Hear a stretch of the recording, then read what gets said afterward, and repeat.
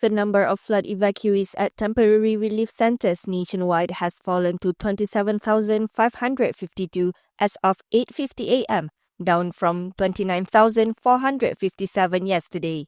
9 states remain affected: Kelantan, Selangor, Perlis, Kedah, Terengganu, Perak, Pahang, Kuala Lumpur and Sarawak.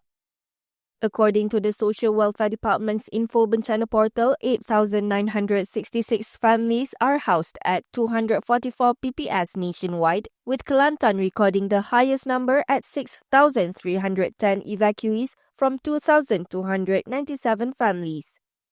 Perak is next with 5,436 evacuees from 1,629 families across 44 PPS in 6 districts. In Kedah, 4,286 evacuees from 1,383 families are placed at 24 PPS in 3 districts. Terengganu reports 4,467 evacuees from 1,354 families in 67 PPS across 7 districts. Perlis has 3,690 evacuees from 1,471 families in 23 PPS, while Selangor records 2,734 evacuees from 724 families at 17 PPS. Pahang has 591 evacuees from 194 families across 23 PPS.